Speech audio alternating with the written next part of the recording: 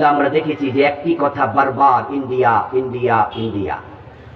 ওদের সাথে বন্ধুত্ব করতে করতে এমন বন্ধুত্ব করছে ওদের কাছে নাকি বিয়েও হয়েছে। হ্যাঁ, তাদের নেতা বলে ওদের সাথে আমাদের স্বামী স্ত্রীর সম্পর্ক, বলে নাই? পররাষ্ট্রমন্ত্রী নিজে বলেছে যে ইন্ডিয়ার সাথে আমাদের স্বামী স্ত্রীর সম্পর্ক। তাহলে আমার প্রশ্ন, স্বামী কেডা বউ কেডা? স্বামী কেডা স্ত্রী কেডা এটা তো আমরা দেখছি যে ঠিকই বউ 5ই আগস্ট স্বামীর বাড়ি পলাই চলে গেছে, কইছে আরো বছর 2 আগে, কিন্তু বাস্তবতা দেখাইছে 5 তারিখ। ওদের নেতাই বললো স্বামী স্ত্রীর সম্পর্ক, আর 5 তারিখে ঠিকই বউ দরমাইরা চলে গেছে। ঠিকই না? ঠিকই না? ও বেটা আমাদের কাছে এখন যৌতুক চায়।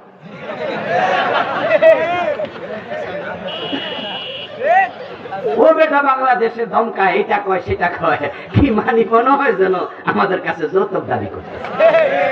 আরে আমরা মাইয়ার বাপ হইছি, তাই বলি কি মাইয়া ফলাই গেল যৌতুক দেবো? নরমালি গেল না হইতি এ ফালানো থেকে আমরা রাজি আছি? তো কিসের যৌতুক চাও তুমি?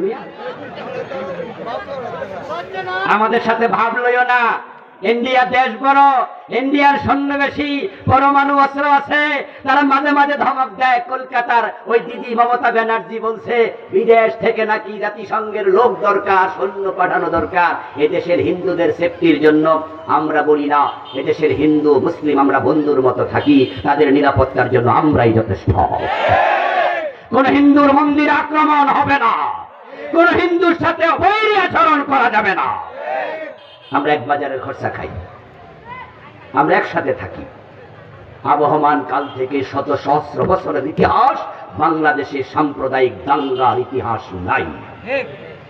বরং ইন্ডিয়ার দিকে দেখো, সেখানে মুসলমানের মসজিদ ভেঙে ফেলে। তোমরা যারা আমাদেরকে সাম্প্রদায়িক বলে, দাঙ্গাবাজ বলে উস্কানি দিয়ে জাতিসংঘের সৈন্য তালাশ করছো, তোমাদের দেশে গরু জবে করার কারণে মুসলমান হত্যা করা হয়। তোমাদের মুখে সাম্প্রদায়িক সম্প্রীতির কথা মানায় না। ভয় দেখাচ্ছ কাদেরকে? আমাদেরকে। আমরা 18 কোটি মানুষ, 36 কোটি হাত। তোমাদের অনেক কিছু আছে, আমাদের ঈমান আছে। ঈমানদার আল্লাহ ছাড়া কাউকে ভয় পায় না। 5ই আগস্টে আমাদের ছাত্ররা দেখিয়ে দিয়েছে, বুকে যারা গুলি নিতে জানে তাদেরকে থামানো যায় না। আমরা পৃথিবীকে দেখিয়ে যাব, চোখ রাঙ্গাইয়া ইন্ডিয়া যদি বাংলাদেশের দিকে তাকায়, তাদের সৈন্য দেশে প্রবেশ করে, এক হাতে কোরআন আর এক হাতে শাহজালাল তলোয়ার উঠবে। আল্লাহ তাআলা কোরআন মাজিদে কাফেরদের নামে একটা সূরা নাজিল করেছে, যেটার নাম সূরা আল কাফিরুন। ওটা হলো 3 লাইন, হেফজ কোরআন শরীফে 3 লাইন। আর মুনাফিকদের নামে একটা সূরা নাজিল করছে, সূরা আল মুনাফিকুন, এটা হলো 21 লাইন। তাহলে কয় গুণ বেশি? 3 × 7 = 21, 7 গুণ বেশি। এ দ্বারা আল্লাহ তাআলা বুঝাতে চেয়েছেন যে জমিনে ইসলামের জন্য কাফেররা যতটা ক্ষতিকর, মুনাফিক ক্ষতিকর হবে আরো 7 গুণ বেশি। তাই তো আল্লাহ তাআলা মুনাফিকদের উপরে দারুণ ক্রোধান্বিত। তিনি মুনাফিকদেরকে জাহান্নামে স্থান দেবেন কাফেরদেরও নিচে। তিনি বলেছেন, ইন্নাল মুনাফিকিনা ফিদ দারকিল আসফালি মিনান নার। নিশ্চয় মুনাফিকেরা জাহান্নামে থাকবে সবার নিচে। ফেরাউন কাফের, সে জাহান্নামী। নমরুদ কাফের, সেও জাহান্নামী। আবু জেহেল কাফের, সেও জাহান্নামী। আব্দুল্লাহ ইবনে উবাই, সে কাফের, সে মুনাফিক, সেও জাহান্নামী। কিন্তু আব্দুল্লাহ ইবনে উবাই এবং তার সমগোত্রীয় যারা আছে মুনাফিক, তারা ফেরাউন, নমরুদ, আবু জেহেলেরও নিচে থাকবে। মুনাফিক জাহান্নামে সবার নিচে কেন থাকবে? এর কারণ কোরআনে অন্য আয়াতে পাওয়া যায়, ইন্নাল্লাহা জামিউল মুনাফিকিনা ওয়াল কাফিরিনা ফি জাহান্নামা জামিআ। আল্লাহ বলেন আমি কাফেরকেও জাহান্নামে রাখবো, মুনাফিকরেও রাখবো, তবে শুরুটা হবে মুনাফিক দিয়ে। ইন্নাল্লাহা জামিউল মুনাফিকিনা ওয়াল কাফিরিন, শুরু কি? মুনাফিক। আরেক আয়াতে আল্লাহ বলেন ওয়াদাল্লাহুল মুনাফিকিনা ওয়াল মুনাফিকাতি ওয়াল কুফারা নারা জাহান্নাম। আল্লাহ ওয়াদা করছেন, সিদ্ধান্ত নিয়েছেন তিনি জাহান্নামে দেবেন আল মুনাফিকিন, মুনাফিক পুরুষ, ওয়াল মুনাফিকাত, মুনাফিক নারী, ওয়াল কুফার, এবং কাফের। তাহলে এখানেও মুনাফিক দিয়ে শুরু। কোন গর্তে যদি প্রথমে একটা ইট ফেলেন, পরে আরো ফেলেন, সবার নিচে তো সেটাই থাকবে যেটা দিয়া শুরু করছে, ঠিক না? একটা বোতলে যদি মার্বেল ফেলেন, ওই মার্বেল নিচে থাকবে সেটা প্রথমে ফেলেছেন যেটা। মুনাফিক সবার নিচে থাকার কারণ আল্লাহ মুনাফিক দিয়ে জাহান্নাম উদ্বোধন করবেন। এবার শুনুন তো, মূল পয়েন্টে আসি। হিন্দু, বৌদ্ধ, ইহুদি, খ্রিস্টান, তাদের মাঝে একজন মুনাফিকও নাই। যত মুনাফিক সব আছে মুসলমানের ভিতরে। মুখে কালেমা পড়ে আর চান্স পাইলে কালামাওয়ালাদেরকে ফাঁসিতে ঝুলাইয়া দেয়। এই যে হাসানুল কিনু, রাশেদ খান মেনন, শাহরিয়ার কবির, নাম শুনছেন নি? যারে মুরগি কবির কইলে বেশি চিনে পাবলিক। অবাক হবেন আপনি, হাসানুল কিনু হজ করেছে, রাশেদ খান মেননও সরকারি টাকায় 2-3 বছর আগে হজ করছে। তাদের নাম কেন বললাম? কিছু নাম আছে যেগুলো গীবত হয় না। যেমন ফেরাউনের আলোচনা কোরআনে আছে, আমরা মাহফিলে ফেরাউনের কথা বলি, তাই বলে গীবত হবে? আবু লাহাবের আলোচনা কোরআনে আছে না নাই? ওর ব্যাপারে বললে গীবত হয় না, কারণ তারা এতটাই দুশ্মনী ইসলামের সাথে করছে, তাদের নামের মাঝে, আলোচনার মাঝে অন্যদের জন্য শিক্ষণীয় আছে। এই রাশেদ খান মেনন, হাসানুল কিনু, এই দেশে যারা লেফটিস্ট ঘোষণা দিয়ে বাম, ডান এবং বাম, যারা ডানপন্থী, তারা সবাই ইসলামকে ফলো করে, যদিও জীবনে কিছু বিচ্যুতি আছে। বলে আমি ডান, হয়তো সে কিছু মিথ্যা কথা বলে ফেলছে। ডানপন্থী মানুষ হতে পারে 2-1 জায়গায় একটু ঝামেলা করতেছে, মাঝে মাঝে চোখের খেয়ানত করে, মাঝে মাঝে ওজনে কম দেয়, মাঝে মাঝে মানুষ ঠকায়, কিন্তু মানুষটা ডানপন্থী, ইসলামকে ফলো করে। আর যারা বাম, তারা ডিরেক্টলি ইসলামের বিপরীতে চলে। তাদের গুরুকে তারা ঘোষণা দিয়ে বলে Lenin, Karl Marx, Mao Tsetung, John Ricardo, জেরি সেফ, জেরহাম, জর্জ ওয়াশিংটন, মহাত্মা গান্ধী, এক একজনকে গুরু বানাইয়া, ঠাকুর বানাইয়া তার পন্থায় চলে। George Washington, Lenin, Karl Marx, যতগুলা নাম আমি কিছুক্ষণ আগে বললাম, সবগুলো অমুসলিম। বামদের গুরু হলো তারা। এই রাশেদ খান মেনন, হাসানুল কিনু, তারা এই দেশে সমাজতন্ত্রের প্রবক্তা। বিদেশ থেকে সাপ্লাই করতে চায়, এখানে আনতে চায়। অর্থনীতিতে ইসলামকে তারা নির্বাসনে পাঠাতে চায়। যারা ইসলামী অর্থনীতির বিপরীতে সমাজতান্ত্রিক মতবাদ অর্থনীতি প্রতিষ্ঠার সংগ্রাম করছে অবিরত, কিন্তু লোকগুলো আবার হজ করে বুঝায় আমি ইসলামেও আছি। যারা আইডিওলজিক্যালি অন ইসলামে থাকে, শুধু দেখানোর জন্য কিছু ইসলাম মানে, তাদের নাম নিলে কোনো অসুবিধা নাই, কারণ তারা জাতিকেই বিভ্রান্ত করতে চায়। হাজার হাজার যুবককে তারা একমেনিয়জমের প্রতি ঝুঁকাইয়া ফেলছে, সমাজতন্ত্রের প্রতি ঝুঁকাইছে। সমাজতন্ত্রের অর্থনৈতিক মতবাদ, যে মতবাদের উপরে ডিপেন্ড করে রাষ্ট্র পর্যন্ত গোড়াপত্তন হয়, অতীতে হয়েছে, যদিও সেটা টিকে থাকেনি অথবা ম্রিয়মান হয়ে টিকে আছে। কিছু মানুষ আছে যারা আল্লাহর দ্বীনের সাথে এতটা সংঘর্ষ রাখে, যেমন এই কিনু, এই মেনন, এই শাহরিয়ার কবির, ওরা 24 ঘন্টা যদি সজাগ থাকে কোনোদিন, আর তাকে 24 ঘন্টা বক্তৃতা দেওয়ার সুযোগ দিত, 24টা ঘন্টায় ইসলামের বিরুদ্ধেই বলতো। ইসলামকে কোনো প্রাণীর আকৃতি দিয়ে যদি আনা হয়, আর এই লোকগুলোর হাতে ইসলামকে প্রাণীর আকৃতি দিয়ে দেয়া হয়, তারা সেটাকে জবাই করে দিত। এতটা ইসলামের চরম দুশমন। কাফেররাও ইসলামের দুশমন, মুনাফেকেরাও দুশমন।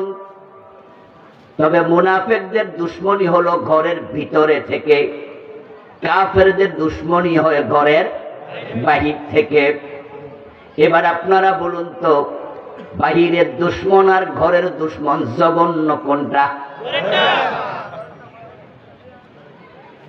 যদি আপনার সাথে আপনার পাশের বাড়ির লোকদের দুশমনী থাকে, আপনি তাদের থেকে নিজেকে সেভ করার জন্য ঘরে ঢুকে যান, দরজা লাগিয়ে দেন, জানালা লাগিয়ে দেন। এবার আপনার বিল্ডিং ঘরে আপনি নাক ডেকে ঘুমান, দরজা লাগানো, জানালা লাগানো, ওয়াল ঘরের ভিতরে ঘুমিয়েছেন। ওই শত্রু আছে বাহিরে, টেনশন নাই, ঘর তো বিল্ডিং। কিন্তু যদি আপনার নিজের বউটা দুশমন হয়, তাহলে নিরাপত্তার কই? বাহিরের দুশমন দুশমনি করলে সেফটির জন্য ঘরে ঢুকা যায়, কিন্তু ঘরের বউ যদি এমন দুশমনি করে, ঘরের খাটের মাঝে নিরাপত্তা নাই। যারা মুনাফিক তারা সূরতে মুসলিম, মাঝে মাঝে নামাজও পড়ে, মাঝে মাঝে হজও করে, কালেমাও পড়ে, কিন্তু ইসলামকে তারা দারুণ ভাবে অপছন্দ করে, ইসলাম ওয়ালাদেরকে অপছন্দ করে। এই জন্য আল্লাহ তাআলা সূরাল মুনাফিকুন, সূরা কাফিরুনের তুলনায় 7 গুণ লম্বা বানাইছে। হিন্দু, বৌদ্ধ, ইহুদি, খ্রিস্টান কেউ মুনাফিক নাই, যত মুনাফিক মুসলমানদের ভিতরে আছে।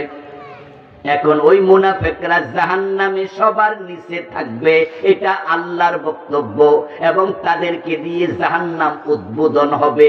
মুনাফিক নিয়ে যে সূরা নাজিল হলো, কোরআনের ডজন ডজন আয়াত নাজিল হলো, এগুলো গত মাসে, গত সপ্তাহে, গত বছরে নাজিল হয় নাই, 1450 বছর আগে নাজিল হয়েছে। নবী মুহাম্মাদের যুগে যদি মুনাফিক থাকে, আজকের যুগে মুনাফিক কমেছে না আরো বেড়েছে? আল্লাহ না করুক, নিজের অজান্তে যদি আপনার কলবেই নেফাক থাকে, আপনি নিজেই মুনাফিক হন, তাহলে জাহান্নাম উদ্বোধন আপনাকে দিয়ে হতে পারে। তাই নেফাকের ব্যাপারে সতর্ক হওয়া দরকার আছে না নাই? আলোচনা হবে আত্মসমালোচনামূলক। উদাহরণ আমরা আনবো, ডানে বামে এদিক সেদিক কিছু কথা আমরা বলবো। উদ্দেশ্য তাদেরকে হেও করা নয়, উদ্দেশ্য হলো তাদের আলোচনা করে নিজেকে সতর্ক করা। কারণ তারা যদি এই অপকর্মের কারণে লাঞ্ছিত হয়, ওই অপকর্ম আপনি করলে আপনারও একই দশাই হবে। রাসূলুল্লাহ সাল্লাল্লাহু আলাইহি ওয়াসাল্লাম নিজে আল্লাহর কাছে নেফাক থেকে আশ্রয় চাইতেন। যে মুনাফিকি প্রসঙ্গে কথা আমি শুরু করেছি প্রথম থেকেই, ওই নেফাক নামক রোগ হয় মানুষের কলবে। আল্লাহ বলছেন ফি কুলুবিহিম মারাদুন ফাযাদাহুমুল্লাহু মারাদা ওয়া লাহুম আযাবুন আলীমুম বিমা কানু ইয়াকযিবুন। নাউযুবিল্লাহ পড়ে। কিছু মানুষ আছে যাদের কলবের মাঝে রোগ, অন্তরের মাঝে বিমার, সমস্যাটা কলবে।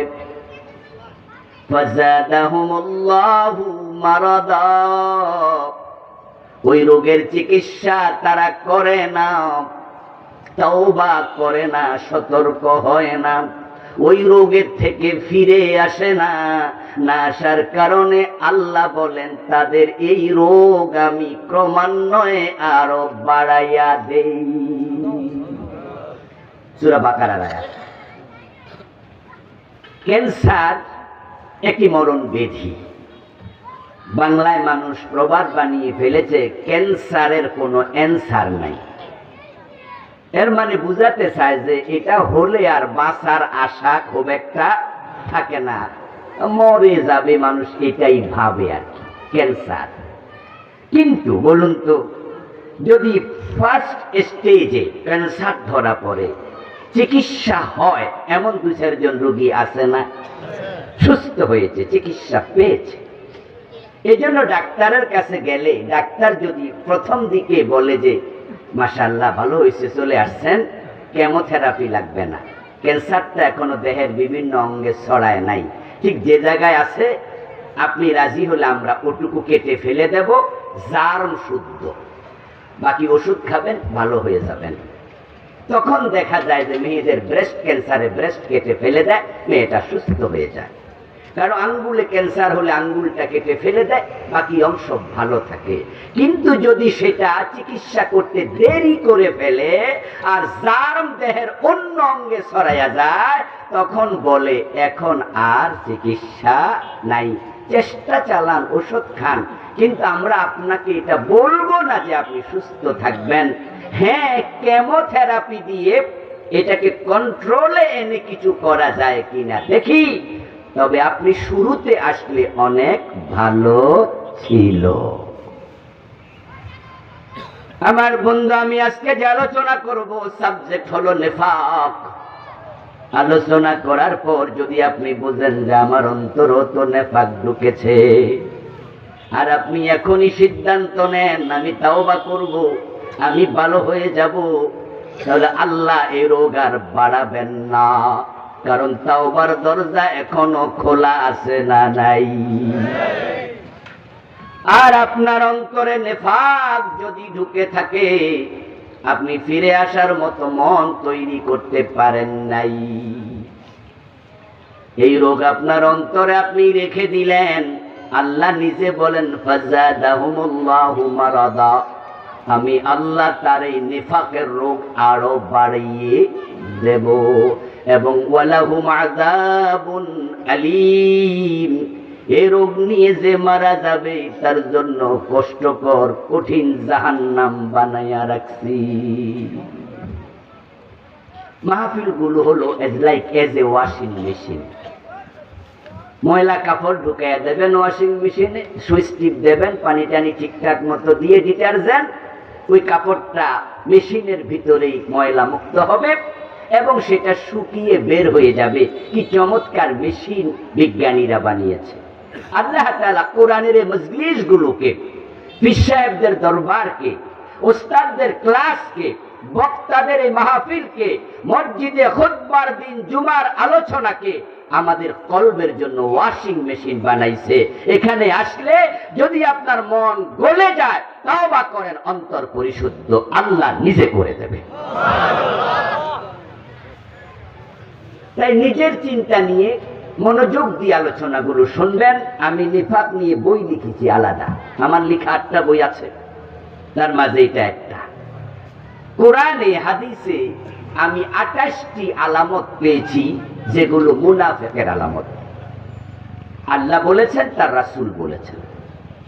এই আলামতগুলো যদি আপনার ভিতরে থাকে একটাও, আর আপনি আজকে সিদ্ধান্ত নেন যে না, আমি এটাকে আমার কলবে আর রাখবো না, ডাক্তার যেমন ক্যান্সারের জীবাণু সহ অঙ্গটা কেটে ফেলে দেয়, বাকি দেহটা নিরাপদ হয়ে যায়, আপনি আপনার কলব থেকে ওই নেফাকটা আজকে সরাইয়া দেবেন, আল্লাহ আপনার ঈমানকে নিরাপদ করবে। আর যদি না হয় এমনটি, তাহলে আপনি ঝুঁকিতেই থাকবেন। মুনাফিক নিয়ে আলোচনা আমি বানাইয়া করতেছি নাকি কোরআনে আছে? তাহলে বোঝা গেল মুনাফিক নামে একটা সম্প্রদায় আছে। পৃথিবীর মানুষগুলো মূলত 4 ভাগে বিভক্ত। আজকের পৃথিবীতে মানুষের সংখ্যা প্রায় 800 কোটি। এই 4 ভাগের মাঝে 3 ভাগ নিরেট জাহান্নামী, 1 ভাগ মানুষ শুধু জান্নাতি। প্রথম ভাগ কাফের এবং মুশরিক, তারা একই। যারা কাফের তারাই মুশরিক, যারা মুশরিক তারাই কাফের। কাফের মানে আল্লাহকে অস্বীকারী নয়, কাফের মানে আল্লাহর একত্ববাদ অস্বীকারী। আর যে বহুত্ববাদে বিশ্বাস করে তাকেই মুশরিক বলে। তাই যিনি কাফের হয় তিনি মুশরিক হন। আল্লাহকে যে অস্বীকার করে সে কে? তাকে আরবিতে বলে মুলহিদ, ইংরেজিতে আমরা বলি অ্যাথেইস্ট। যারা আল্লাহর অস্তিত্বটাই স্বীকার করে না, যাদেরকে বাংলায় আমরা নাস্তিক বলি, যেমন তসলিমা নাসরিন, নাম শুনেছেন? ও কিন্তু কাফের মুশরিক না। কারণ যারা মুশরিক তারা আল্লাহকে মানে, আল্লাহর অস্তিত্ব স্বীকার করার পরে আল্লাহর সাথে অন্যকে শামিল করে। যারা মুশরিক হয়, কাফির হয়, তারা জান্নাত জাহান্নাম পর্যন্ত মানে। যেমন আমাদের দেশের হিন্দু ভদ্রলোক, তারা স্বর্গ এবং নরকে বিশ্বাস। এই জন্য মরা বাবার ছবির মাঝে সুন্দর করে নাম লিখে স্বর্গীয় সত্যেন্দ্র নারায়ণ দাস, দেখেন নাই? স্বর্গীয় মানে কি?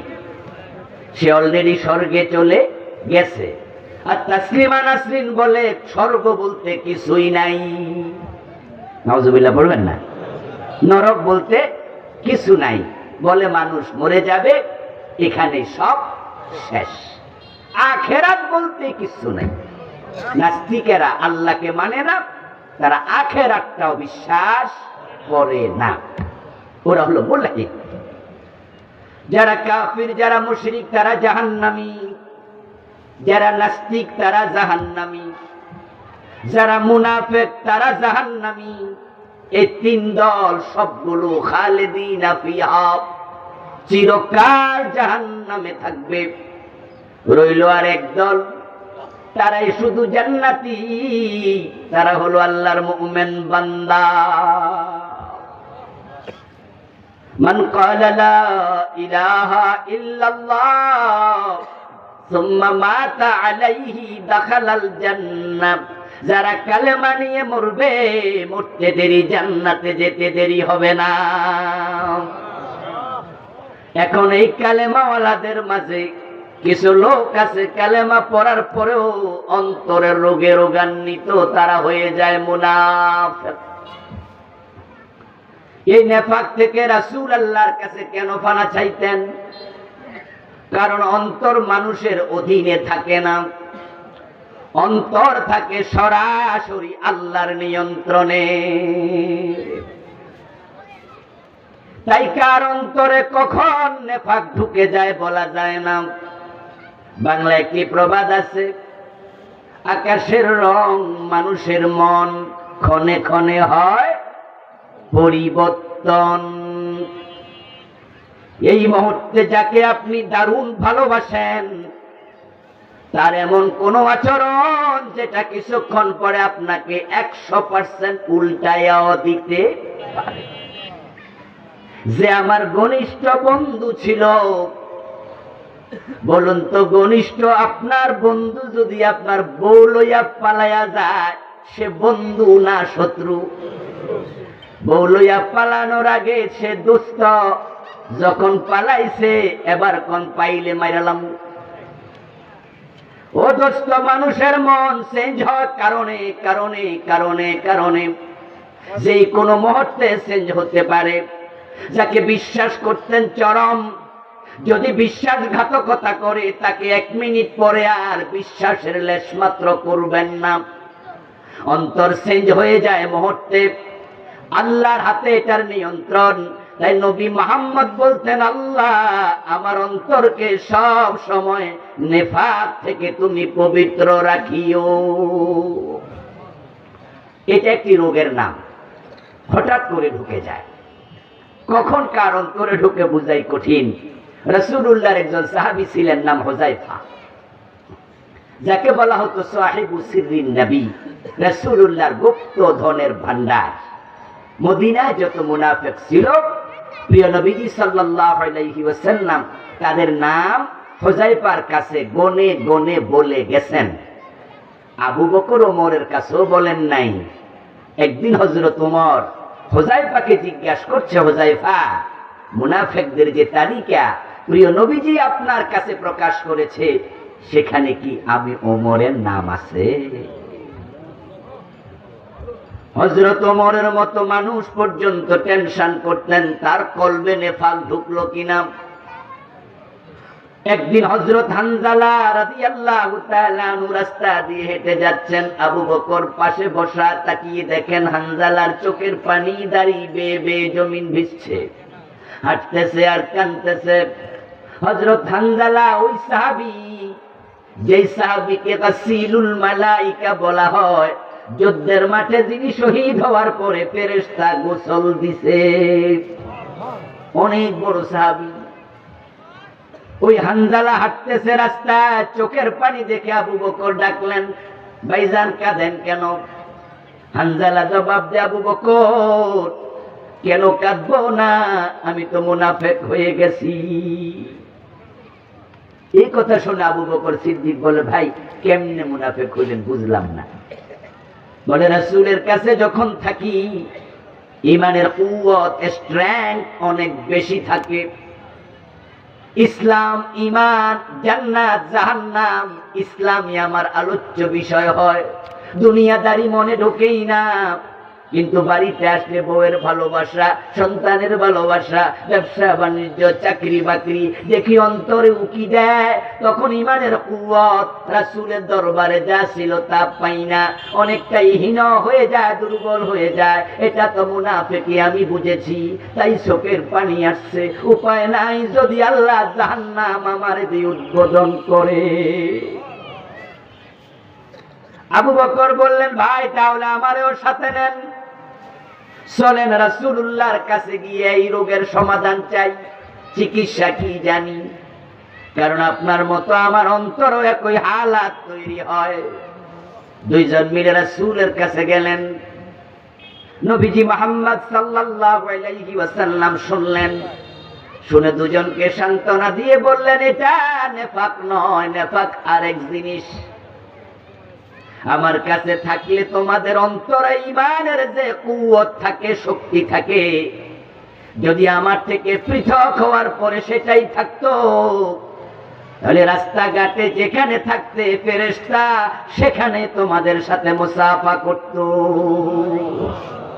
আমি তো আল্লাহর রাসূল, তাই আমার কাছে আসলে ঈমান বাড়বে, এটা স্বাভাবিক। আমার কাছ থেকে গেলে একটু চার্জ কমে যাবে, এটাও স্বাভাবিক। এটা নেফাক না, নেফাক ভিন্ন এক জিনিস। তাহলে নেফাক কি, এটা আমাদের জানা দরকার আছে না? সাহাবারা পর্যন্ত কনফিউজ হতেন যে এটা কি জিনিস, যেটার নামে আল্লাহ সূরা নাজিল করল, যেটা থাকলে জাহান্নামে সবার নিচে ফেলাই দেবে, যেটা থাকলে ওই ব্যক্তিকে দিয়ে জাহান্নাম উদ্বোধন করবে, এটা কি জিনিস, এটা আমাদের জানতেই হবে। আমার বন্ধু, নেফাক কি? নেফাক হলো ইউদমিরুল ঈমান ওয়া ইউখফিল কুফর। ওই ব্যক্তি মুনাফিক, যেই ব্যক্তি ঈমান মুখে প্রকাশ করে আর ইসলামের বিদ্বেষ অন্তরে লালন করে। আপনাদের কাছে আমি প্রশ্ন রাখবো, আল্লাহর কোরআনের মধ্যে জিহাদ নামক একটা আলোচনা আছে না নাই? কি কথা বলে না কেন লোকেরা? জিহাদের অধ্যায় আছে না নাই? জিহাদের নামে সূরাও আছে না নাই? সূরা সাফ জিহাদের নামে। সূরা তাওবা জিহাদের নামে, সূরা আল আনফাল জিহাদের নামে, সূরা মুহাম্মদ অপর নাম সূরা কিতাল। কোরআনে অনেকগুলো সূরা জিহাদের নামে। জিহাদের আয়াত সংখ্যা কোরআনে ডিরেক্ট ইনডিরেক্ট 500। নবী মুহাম্মদ জিহাদ করেছেন 27টি যুদ্ধের সেনাপতি হয়ে। রাসূলের সকল সাহাবী ছিলেন মুজাহিদ। এবার বলুন তো, ইসলামের এই জিহাদকে জঙ্গিবাদ মনে করে এমন লোক বাংলাদেশেও আছে না নাই? মুখে বলে মুসলিম, কিন্তু জিহাদের কথা শুনলে কয় না, এটা বালা না। গত 15টা বছর জিহাদ নিয়ে খোলা মনে আলোচনা করার পরিবেশও ছিল না। শুধু জিহাদের কথা আলোচনা করে মামলা খেয়েছে, জেলে গেছে এমন আলেমও আছে না নাই? মুখে বলে মুসলিম, কিন্তু অন্তরে ইসলামের বিদ্বেষ লালন করে তারা মুনাফিক।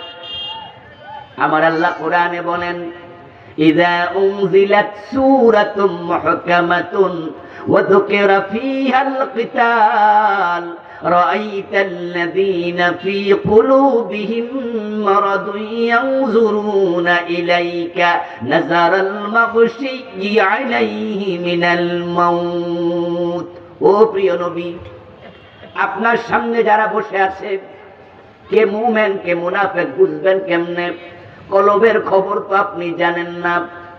অন্তরে তো রোগ আছে যাদের, কার আছে রোগ? আপনি তো কলবের মালিক না, আপনি জানেন না। আমি আল্লাহ জানাচ্ছি, একটা রোগের উদাহরণ আলামত হলো যখন জিহাদের আয়াত নাজিল হয়, জিহাদের আয়াত শুনে যাদের চেহারা কালো হবে তারা হলো মুনাফিক। কে বলতেছে? আল্লাহ। ও দোস্ত, কারণটা কি? কারণ হলো জিহাদ নামক ইবাদত এসেছে ইসলাম প্রতিষ্ঠার জন্য। জিহাদ নামক ইবাদত এসেছে অন্যায় প্রতিরোধের জন্য। যখনই জিহাদের দীক্ষা মুসলমান নেয়, অন্যায়কারী সমাজে অন্যায় করার সাহস করে না। যখনই জিহাদের সিদ্ধান্ত মুসলমান নেয়, ওই জমিনে ইসলাম বিরোধী কর্ম তৎপরতার চলে না। কারণ জিহাদের মানে হলো অন্যায় যেখানে, প্রতিরোধ সেখানে। অন্যায়কারীরা ভাববে সমাজে জিহাদ যদি এস্টাবলিশ হয়ে যায় তাহলে আমি অন্যায় করতে পারবো না। চাঁদাবাজি করতে গেলে 10 জন মিলে প্রতিরোধ করবে। বিচার আচার করতে যাইয়া ঘুষ খাইয়া বিচার উল্টায়া দেয় এমন এলাকা আছে না নাই? যদি জিহাদ মানুষ শিখে, তাহলে যে অঞ্চলে টাকার বিনিময়ে বিচার উল্টায়, ওই এলাকার নেতারা এই সাহস আর করবে না। তাই জিহাদের কথা শুনলে অন্যায়কারীরা এই জিহাদের ভিতরে অন্য কিছু খোঁজে। বাংলাদেশে 15টা বছর জিহাদকে জঙ্গিবাদ বানানোর রাষ্ট্রীয় প্রচেষ্টা হয়েছে। জঙ্গিবাদের শত শত নাটক সাজানো হয়েছে। আজ থেকে মাস দেড়েক আগে, কম বেশি, ফজরের পরে ঘর থেকে বের হয়ে একটু হাঁটতেছি। আমাকে দেখে লম্বা দাড়িওয়ালা, টুপি মাথায়, এক পাঞ্জাবি গায়ে দেওয়া ভদ্রলোক দৌড়াই আসে, মুসাফা করলো, করে পরিচয় দিয়ে বলল, হুজুর আমি পুলিশের SI। তা আমি ওনার সুরত দেখে আপ্লুত হলাম। এত সুন্দর লম্বা দাড়ি, পুলিশেও ভালো মানুষ আছে, ভালো মাশাআল্লাহ। আপনি পুলিশের কোন থানায় চাকরি করেন? বলে, না হুজুর থানায় না, আমি কাউন্টার টেরোরিজমে আছি। বাসা কোনটা? বলে, ওই বাসা। বললাম, আচ্ছা মাশাআল্লাহ, কাউন্টার টেরোরিজম, এটা তো একটা ভয়ের জায়গার নাম। আমরা তো আগে এটার নাম শুনলে ঠান্ডা পানি খেতাম। কারণ কাউন্টার টেরোরিজমের লোকেরাই তো ক্রস ফায়ারের দায়িত্ব পালন করত, জঙ্গি ধরার দায়িত্ব পালন করত। আমি এই ভাইয়ের হাতটা চাইপা ধইরা রাস্তায় হাঁটতে শুরু করলাম। বললাম যে ভাইজান, যাক আপনারে পাইছি, ভালো হয়েছে। আচ্ছা, আপনাদের মূল কাজটা কি একটু বলেন তো? কত বছর ধরে আছেন? হুজুর 5-6 বছর। মাশাআল্লাহ। কাজ কি? তো মূল কাজ ছিল আগে ভালো মানুষের জঙ্গি বানানো। আমি বললাম লা হাওলা ওয়ালা কুওয়াতা ইল্লা বিল্লাহ, ইন্না লিল্লাহ। কি কোন হুজুর, হুজুর আমাদেরকে দিয়ে এটাই করানো হয়েছে। বললো আপনারা যে পত্র পত্রিকায় টেলিভিশনে দেখছেন অমুক বাড়িতে জঙ্গি ধরা পড়ছে, তমুক বাড়িতে, বললে এগুলো আমরা সাজাইতাম, ওই বাড়ি আমরা ভাড়া নিতাম। ভাড়া নেয়ার পরে জেল থেকে নিরীহ ইয়াং কিছু পোলাপানকে হাত করা পড়াইয়া গাড়িতে তুলে ওই বাড়িতে আমরা নিতাম, নিয়ে বাড়ির ভিতরে ঢুকাইয়া বাহির দিয়ে আমরা তালা লাগিয়ে দিতাম। তালা লাগিয়ে চলে আসতাম। পরের দিন গিয়ে হ্যান্ডমাইক হাতে নিয়ে র্যাব, পুলিশ, বিজিবি, এটা সেটা একদল 4-5টা গাড়ি নিয়ে চিৎকার দিয়ে বলতাম এ বাড়িতে জঙ্গি ধরা পড়ছে। মাইকে বলতাম বের হও, বের হও যারা আছো জঙ্গি। বের হবে কেমনে, বাহিরে তো তালা আমরাই লাগাইছি। এইভাবে আমাদেরকে দিয়ে জঙ্গির নাটক সাজানো হতো। এই কথা শুনে আমি তাকে জিজ্ঞাসা করলাম, ভাইজান সরকারের লাভ কি, কেন এই কাজ করত? তখন তিনি উত্তর দিলেন, আন্তর্জাতিক বিশ্বকে তারা দেখাতো বাংলাদেশে জঙ্গি আছে, তাদেরকে দমাতে হলে ক্ষমতায় আমাদেরকেই রাখো। ও দোস্ত লক্ষ্য করে দেখুন, জঙ্গিবাদ নামক যে নাটক, এটা আমরা আলেম ওলামাদের সাথে মিলাইয়া দিছে। তারা জিহাদকে জঙ্গিবাদ হিসাবে উপস্থাপন করেছে, অথচ জিহাদ এবং জঙ্গিবাদ কখনো এক হতে পারে না। জঙ্গিবাদ সন্ত্রাসবাদ হলো হারাম, আর জিহাদ করা হলো ফরজ। জঙ্গিবাদ সন্ত্রাসবাদ মানে নিরীহ মানুষকে আক্রমণ করা, যেমন বাংলা বাই করেছে। আমাদের শায়খ আব্দুর রহমান 500 জায়গায় একসাথে বোমা ফুলাইছে। সিনেমা হলে বোমা মেরে নিরীহ মানুষ হত্যা করেছে। আদালতে বোমা মেরে বিচারক হত্যা করেছে। ওই বিচারকের কি দোষ? সিনেমা দেখা কবিরা গুনাহ, কিন্তু তাই বলে কি কবিরা গুনাহগারকে বোমা মেরে মারতে হবে? এটা কোথায় আছে? নিরীহ মানুষকে আক্রমণের নাম জিহাদ নয়, এটা ইসলামের শিক্ষাও নয়। জিহাদ মানে হলো অন্যায় যেখানে প্রতিবাদ সেখানে, এবং শুধু বোমা মারা তলোয়ার হাতে নেয়ার নাম জিহাদ না। মুখে অন্যায়ের বিরুদ্ধে কথা বলা মুখের জিহাদ, কলম দিয়ে লেখা কলমের জিহাদ, সেমিনার সিম্পোজিয়াম করা বাক্যের জিহাদ। এই জিহাদ শুরু হয় মুখ দিয়া, জিহাদ চূড়ান্ত পর্যায়ে চলে যায় তলোয়ার হাতে নিয়া।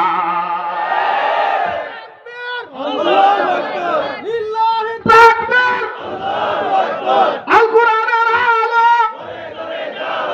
আল হাদিসের আলো,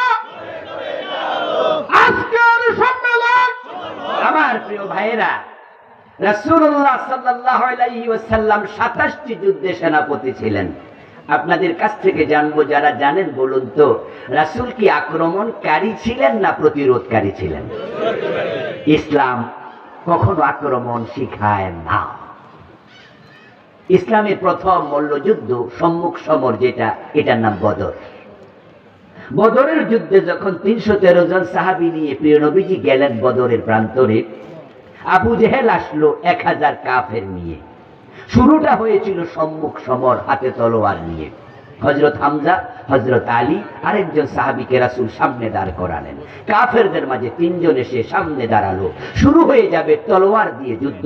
আজকের যুদ্ধ তো আকাশ থেকে বোমা পড়ে অথবা পিস্তল দিয়ে গুলি করে। তখনকার যুদ্ধ ছিল ডিরেক্টলি তলোয়ার থেকে তলোয়ারে। 3 সাহাবী দাঁড়ালেন। রাসূলুল্লাহ 3 জনকে লক্ষ্য করে বললেন যে, আলী, হামজা, তোমরা প্রথমে আক্রমণ করবে না। ইসলাম কখনো আক্রমণ শিখায় না। ওরা যদি শুরু করে তোমরা প্রতিরোধ করবে। শুরুটা কাফেররা করেছিল। বদরের প্রান্তরটা মদিনা থেকে 170 কিলোমিটার দূরে। আমি 2 বার সেখানে গিয়েছি, এবং আমি ড্রাইভারকে মদিনা থেকে বের হতে বলছি যে মাইলেজটা 0 করে দাও, দেখবো কত কিলো। বাংলাদেশের বইতে তো লেখা আছে 70 মাইল, 170 কিলো। ওই বদরের প্রান্তর থেকে মক্কার দূরত্ব হলো 350 কিলোর বেশি। তো রাসূল গেলেন 170 কিলো। তারা আসলো 350 কিলোর বেশি। আক্রমণকারী কারা হলো? রাসূল হলো না আবু জেহেল হলো? ইসলামের প্রায় প্রতিটা যুদ্ধই ছিল প্রতিরোধমূলক, আক্রমণমূলক না। তো ইসলাম কেমনে জঙ্গিবাদ শেখায়? জিহাদকে কিভাবে জঙ্গিবাদ বলা হয়? জিহাদ তো হলো অন্যায়ের প্রতিরোধ। রাসূল 13টা বছর মক্কায় মাইর খাইলেন, সেখানে আল্লাহ জিহাদের অনুমতি দেয় নাই। হিজরত করে মদিনায় আসলেন, তারপরে যদি আবু জেহেলরা ওই মদিনা আক্রমণের জন্য 1000 সৈন্য নিয়ে যায়, এখন কি বসে বসে আঙ্গুল চুষলে চলবে? আপনার বাড়িতে ডাকাত ঢুকলে প্রতিরোধ দরকার আছে না নাই? এখন আপনি প্রতিরোধ করলে যদি ওরা আপনারে বলে আপনি জঙ্গি, এর চেয়ে জুলুম আর কি হতে? জিহাদের কথা শুনলে ভালো লাগে না, এমন লোক যদি আজকের মাহফিলও থাকেন, তাহলে আপনার কলবের মাঝে একটা মুনাফিকি আছে, সাবধান। রাসূলুল্লাহ বলছেন, মাল্লাম ইয়াগুযু ওয়া লাম ইউহাদ্দিস বিহি নাফসাহু فمات على شعبة من النفاق। যে ব্যক্তি ইসলামের জন্য জিহাদ করে নাই এবং জিহাদ করার মতো অন্তরে পরিকল্পনাও নাই, সে মুনাফিকের উপরে মৃত্যুবরণ করবে। রাসূলুল্লাহর একজন সাহাবী খুঁজে পাবেন না যিনি জিহাদ করেন নাই। একজন ছিলেন অন্ধ, নাম ছিল আব্দুল্লাহ ইবনে উম্মে মাকতুম রাদিয়াল্লাহু তাআলা আনহু। উনার জীবনী পড়ে দেখবেন, উনিও গাজওয়ায়ে কাদেসিয়াতে ওমর ফারুকের যুগে যুদ্ধের মাঠে শাহাদাত বরণ করেছেন। ওই অন্ধ সাহাবী পর্যন্ত যুদ্ধের মাঠে গেছে।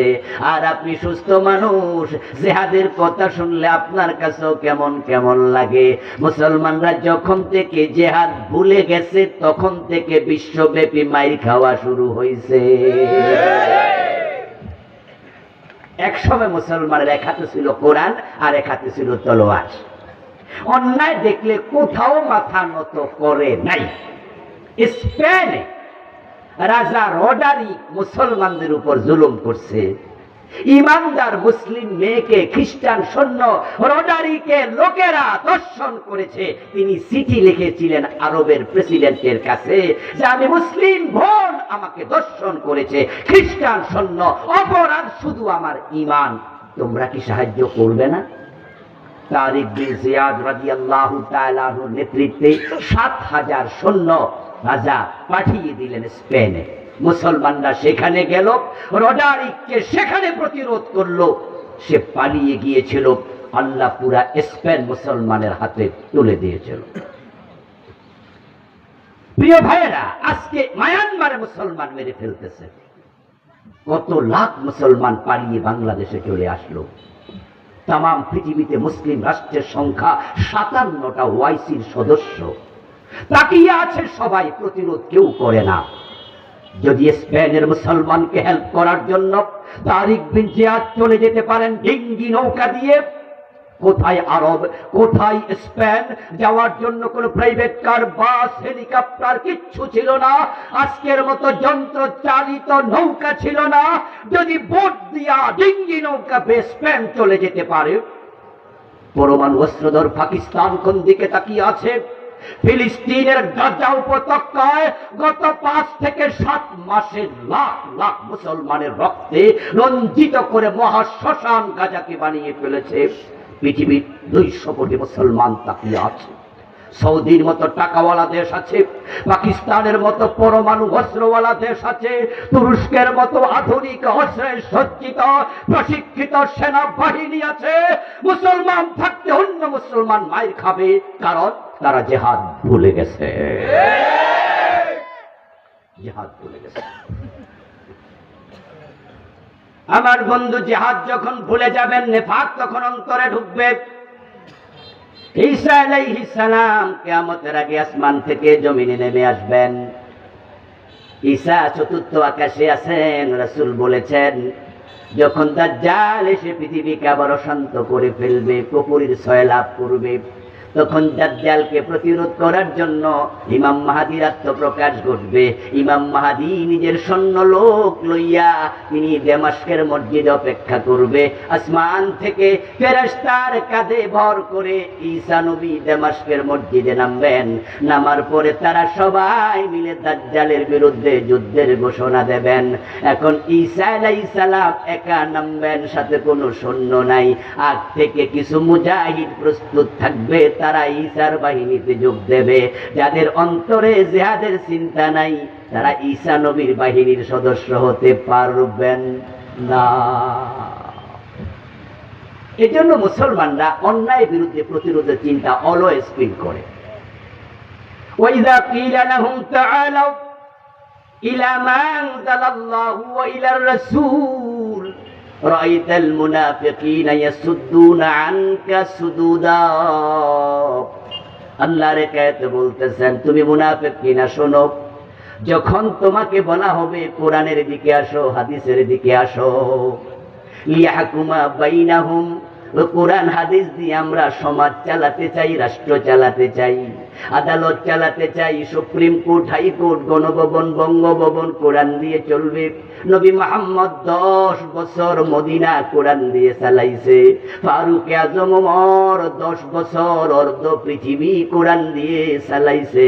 কোরআন শাসন করতে এসেছে, শাসিত হতে আসে নাই। ইসলাম বিজয়ী হতে এসেছে, পরাজিত হতে আসে নাই। যখন বলা হবে আসো ইসলাম বিজয়ের জন্য, রাআইতাল মুনাফিকিন ইয়াসুদ্দুনা আনকা সুদুদা, ও নবী মুহাম্মদ যারা মুনাফিক এই আহ্বানে তারা সাড়া দেবে না, পাশ কাটিয়ে চলে যাবে। কে বলতেছে? আহারে কথা কয় না কেন লোকেরা? কে বলতেছে? তাহলে মুনাফিক চিনবেন কেমনে? আপনি নিজ আত্মসমালোচনা করেন। কোরআন প্রতিষ্ঠার ডাক আসলে আপনার অন্তর থেকে সাপোর্ট আসে কি না? যদি না আসে, ইউ আর মুনাফিক, ইউ আর হিপোক্রাইট। মুনাফিক চেনার জন্য বিদেশ টিকিট কেটে যাওয়া দরকার নাই, পাসপোর্ট লাগাইয়া ভিসা লাগাইয়া আমেরিকা সৌদি আরব যাওয়া দরকার নাই। এখানেও আছে, আজকের মাহফিলে আছে। কোরআন প্রতিষ্ঠার দাওয়াত যদি আসে, আপনার অবস্থা কি? আপনি কি তখন সাইডে যান নাকি সামনে যান? রাসূল যদি এসে মাত্র 1.25 লক্ষ সাহাবীকে সাথে নিয়া 23 বছরে জাহেলিয়াতের যুগ চেঞ্জ করে কোরআনের যুগ আনতে পারে, 53 বছরের বাংলাদেশ, 16 কোটি মুসলমান, এখানে কেন কোরআন প্রতিষ্ঠিত হলো না? এজন্য আপনি দায়ী কি না? নিজেকে প্রশ্ন করুন। আমরা তো ফার্মের মুরগি নই। ফার্মের মুরগির কাজ হচ্ছে সারাদিন খাবে, পেট বড় হবে, স্বাস্থ্য মোটা হবে, কয়দিন পরে মরে যাবে। আপনিও খাইলেন, দাইলেন, মোটা হলেন, পয়সাওয়ালা হলেন, নেতৃত্ব করলেন, কয়দিন পরে মরে গেলেন। কি শেষ নাকি? মোটেও নয়, মোটেও নয়। আপনি আল্লাহর খলিফা, আপনি আল্লাহর খলিফা। আপনার 30, 40, 50, 70 বছর জীবনের প্রতিটা মুহূর্তের হিসাব আল্লাহকে দিতে হবে। আল্লাহ বলবেন, কোরআন কেন দিলি? কি তেলাওয়াত করে তাকে রাখার জন্য? কোরআন কি তাকের জন্য এসেছিল নাকি কোরআন দেশ চালানোর জন্য এসেছিল? কোরআনে আছে চোর ধরে হাত কেটে দাও। তুমি কি করেছো? কেটেছ? 53 বছরে কয়জন কাটছো? যে নবী মুহাম্মদের উম্মত হয়ে গর্বে বুক ফুলিয়ে স্বীকৃতি দেন আমি নবী মুহাম্মদের উম্মত, সে নবী মুহাম্মদ বলেছে, আমার মেয়ে ফাতেমা চুরি করলে আমি ফাতেমার হাতও কেটেই দেব।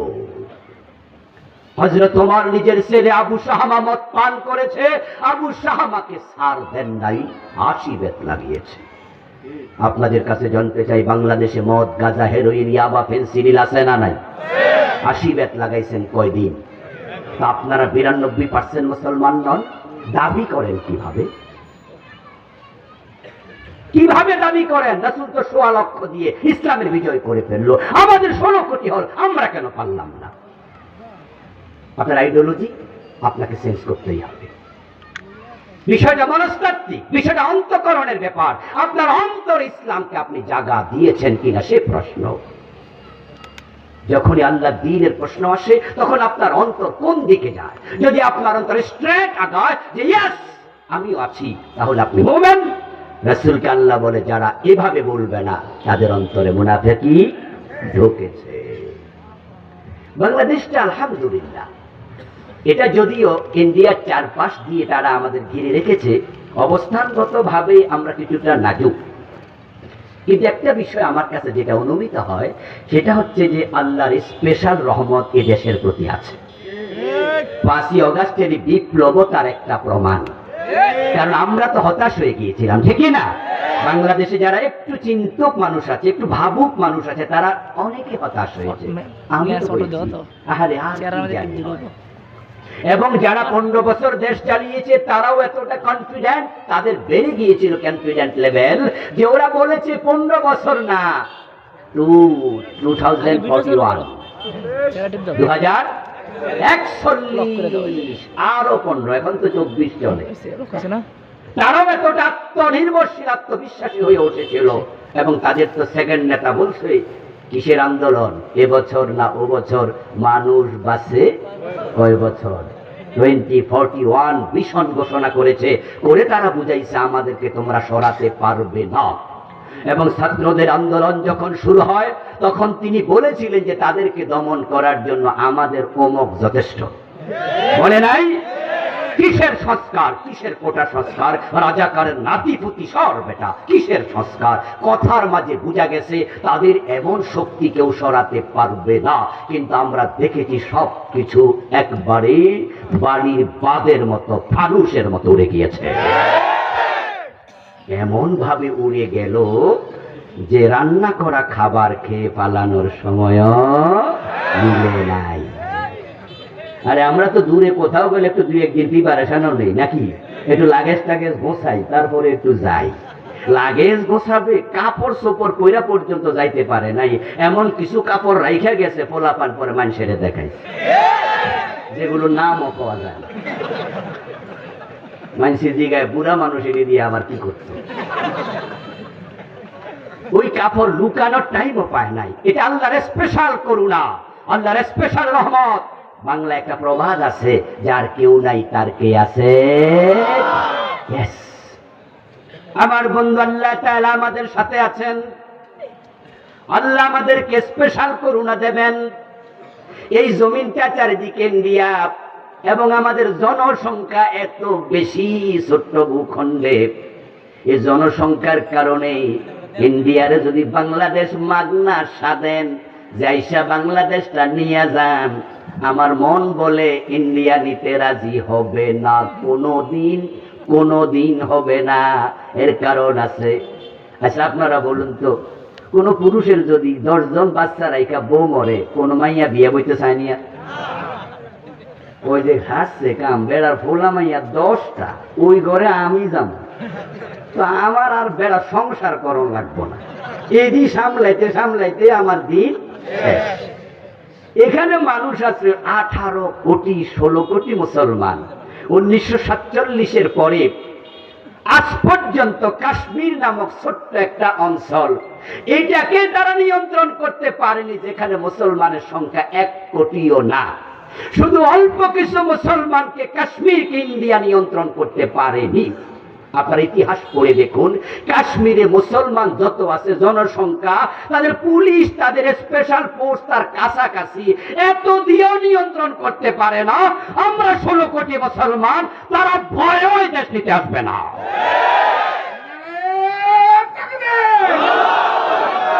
আমার প্রিয় ভাই, দেশটা আল্লাহ আমাদেরকে দিয়েছেন, এটা আমাদেরই থাকবে, বলেন ইনশাআল্লাহ। এখন কি করা দরকার? এখন আমাদের একটু আইডিওলজিক্যালি চেঞ্জ দরকার।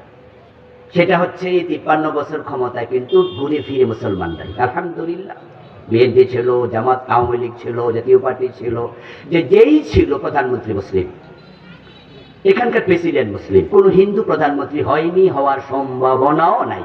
কোন ইহুদি, বৌদ্ধ, খ্রিস্টান হয়নি, হওয়ার সম্ভাবনাও নাই। আলহামদুলিল্লাহ, ঘুরে ফিরে যেহেতু ক্ষমতাটা আমাদের হাতে আছে, মুসলমানের হাতেই থাকবে। আগামীবার যারা আসবে তারাও মুসলিম হবে, ঠিক না? এখন আমরা যদি একটা জায়গায় আসতে পারি, ডক্টর কামালের লেখায় সংবিধান পূর্ণতা দিতে পারেনি, শান্তি দিতে পারেনি, সমৃদ্ধি দিতে পারেনি, বরং ওই জায়গাতে যদি কোরআনটাকে ঢুকিয়ে দিতে পারি আমরা, চোর ধরে হাত কাটার আইন কেন করা হবে না? আমরা তো চুরি কেউ পছন্দ করি না, হাত কাটা শুরু হোক, চুরি বন্ধ হোক, দেশের টাকা পাচার যদি বন্ধ হয়, সোনার বাংলা হতে 2 যুগ লাগবে না।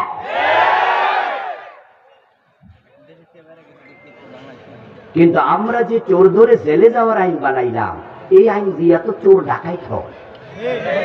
কারণ যেই চোর জেলে ঢোকে 6 মাস থাকে, বের হওয়ার সময় সে আল্লাহর ওলি হইয়া বাইর হয়। বরং ওইখানে সৎসঙ্গে স্বর্গবাস, অসৎ সঙ্গে সর্বনাশ।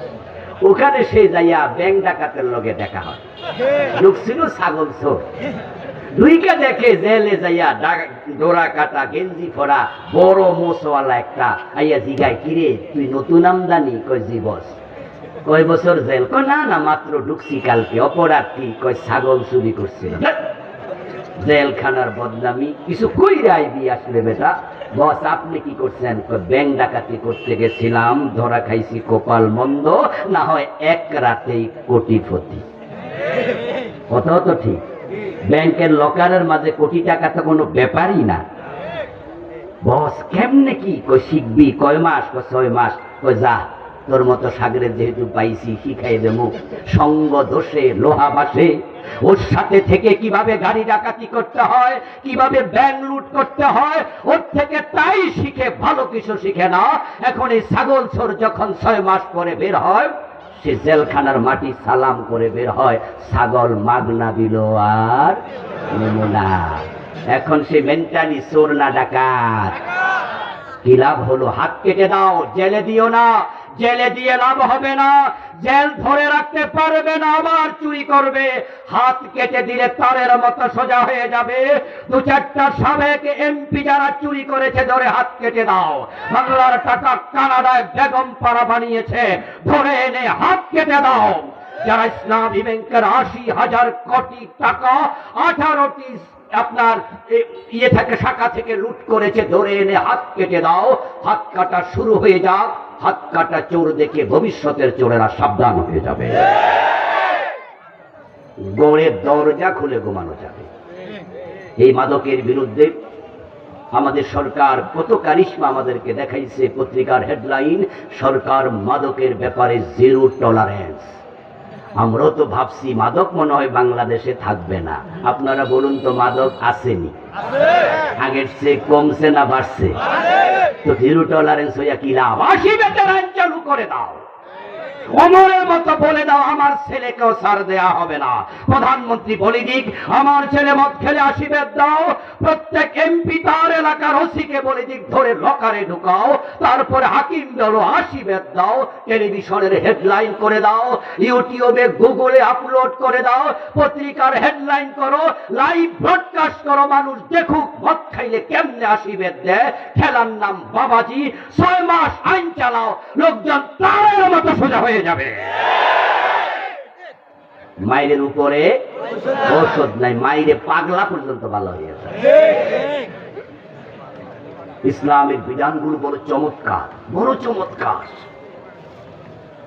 আমার বন্ধু, মুনাফিকের একটা আলামত হলো, মুনাফিকেরা মুসলমানের চেয়ে হিন্দুদের সাথে বন্ধুত্ব বেশি করে। এই আলামত হওয়ার পর তো বুঝতে পারছেন বাংলাদেশে মুনাফিকেরা। আল্লাহ নিজে বলছে, ওয়াবাশশিরিল মুনাফিকিনা বিআন্না লাহুম আযাবান আলীমা আল্লাযীনা ইয়াত্তাখিযুনাল কাফিরিনা আউলিয়া মিন দুনিল মুমিনিন। ও নবী মুহাম্মদ, আপনি মুনাফিকদেরকে জাহান্নামের আগুনের খবর দেন, যারা মুমিনদেরকে বাদ দিয়া কাফেরদেরকে বন্ধু বানায়। এই উঠতেছেন কেন? আজান হইছে কি আমরা নামাজ পড়বো না? উঠে পরিবেশ নষ্ট করা যাবে না, বসেন। আমরা অল্পক্ষণের মাঝে শেষ করছি। আমার প্রিয় ভাইরা, বলছিলাম আমাদের মহব্বত কি মোমেনের সাথে হওয়ার কথা না কাফেরের সাথে? মোমেন কাকে ভালোবাসবে? আরেকজন মোমেনকে, মোমেনকে বন্ধু বানাবে, কাফেরকে নয়। কিন্তু আমরা দেখেছি যে একটি কথা বারবার, ইন্ডিয়া ইন্ডিয়া ইন্ডিয়া। ওদের সাথে বন্ধুত্ব করতে করতে এমন বন্ধুত্ব করছে, ওদের কাছে নাকি বিয়েও হয়েছে। হ্যাঁ, তাদের নেতা বলে ওদের সাথে আমাদের স্বামী স্ত্রীর সম্পর্ক, বলে নাই? পররাষ্ট্রমন্ত্রী নিজে বলেছে যে ইন্ডিয়ার সাথে আমাদের স্বামী স্ত্রীর সম্পর্ক। তাহলে আমার প্রশ্ন, স্বামী কেডা, বউ কেডা? স্বামী কেডা স্ত্রী কেডা এটা তো আমরা দেখছি যে ঠিকই বউ 5ই আগস্ট স্বামীর বাড়ি পলাই চলে গেছে, কইছে আরো বছর 2 আগে, কিন্তু বাস্তবতা দেখাইছে 5 তারিখ। ওদের নেতাই বললো স্বামী স্ত্রীর সম্পর্ক, আর 5 তারিখে ঠিকই বউ দোলমাইরা চলে গেছে। ঠিকই না? ঠিকই না? ও বেটা আমাদের কাছে এখন যৌতুক চায়।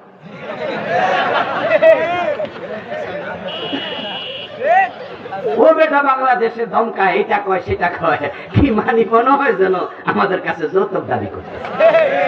আরে আমরা মাইয়ার বাপ হইছি, তাই বলি কি মাইয়া ফলাই গেল যৌতুক দেবো? নরমালি গেল না হইতে এ ফালানো থেকে আমরা রাজি আছি? তো কিসের যৌতুক চাও তুমি? আমাদের সাথে ভাব লইও না। ইন্ডিয়া দেশ বড়, ইন্ডিয়ার সৈন্যবেশী, পরমাণু অস্ত্র আছে। তারা মাঝে মাঝে ধমক দেয়। কলকাতার ওই দিদি মমতা ব্যানার্জি বলছে বিদেশ থেকে নাকি জাতিসংঘের লোক দরকার, সৈন্য পাঠানো দরকার এদেশের হিন্দুদের সেফটির জন্য। আমরা বলি না, এদেশের হিন্দু মুসলিম আমরা বন্ধুর মতো থাকি, তাদের নিরাপত্তার জন্য আমরাই যথেষ্ট। কোন হিন্দুর মন্দির আক্রমণ হবে না, কোন হিন্দুর সাথে বৈরী আচরণ করা যাবে না।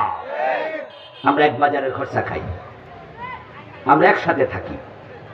আবহমান কাল থেকে শত সহস্র বছরের ইতিহাস, বাংলাদেশে সাম্প্রদায়িক দাঙ্গার ইতিহাস নাই।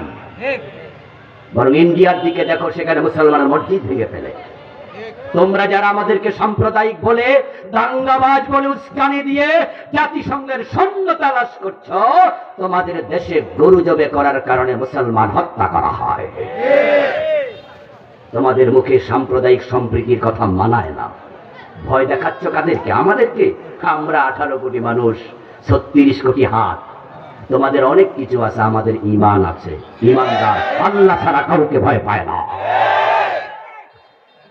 5ই আগস্টে আমাদের ছাত্ররা দেখিয়ে দিয়েছে, বুকে যারা গুলি নিতে জানে তাদেরকে থামানো যায় না। আমরা পৃথিবীকে দেখিয়ে যাব, চোখ রাঙ্গাইয়া ইন্ডিয়া যদি বাংলাদেশের দিকে তাকায়, তাদের সৈন্য দেশে প্রবেশ করে, এক হাতে কোরআন আর এক হাতে শাহজালাল তলোয়ার উঠবে।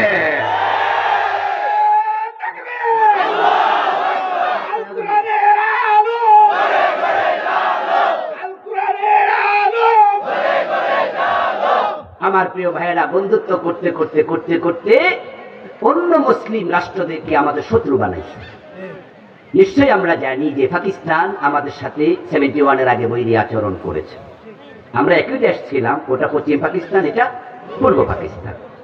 তারা যদি আমাদের সাথে বন্ধুর আচরণ করতো, ভাইয়ের আচরণ করতো, তাহলে হয়তো দেশ বিভক্ত হওয়ার প্রয়োজনটাও হতো না।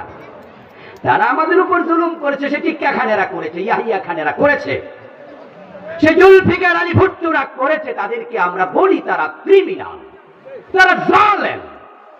কিন্তু আজকে 53 বছর পরে তারা কি বেঁচে আছে? ভুট্টো বেঁচে আছে? টিক্কা খান ইয়াহিয়া বেঁচে আছে? আমি নিজেও তো 71-এ জন্মগ্রহণ করিনি। তো আজকে 53 বছর পরে আমার অন্তরে পাকিস্তানের সাধারণ মুসলমানের বিরুদ্ধে ঘৃণার চাষ কেন করো? বরং আপনারা দেখবেন যে বাংলাদেশের যেই কোনো ক্রাইসিস মুহূর্তে পাকিস্তান আমাদের পক্ষ হয়ে কথা বলে।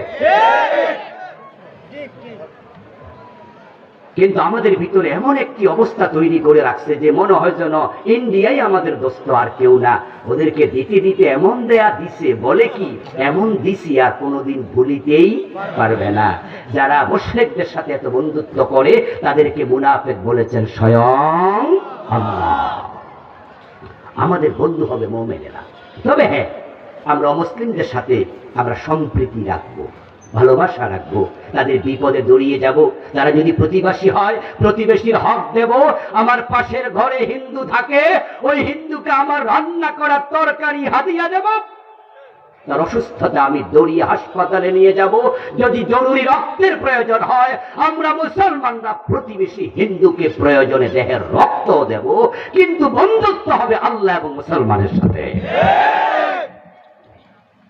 আমার বন্ধু, আমার লেখা বইতে মোট 28টি আলামত আমি লিখেছি।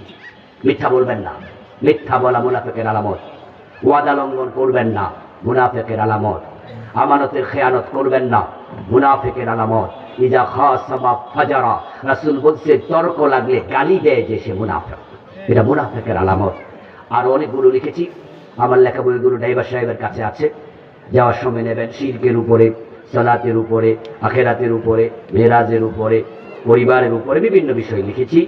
আজান হচ্ছে, আমরা সংক্ষেপে দোয়া করে বিদায় নিতে চাই। আল্লাহ তাআলা যা বললাম আমল করার তৌফিক দিন। আল্লাহুম্মা আমিন।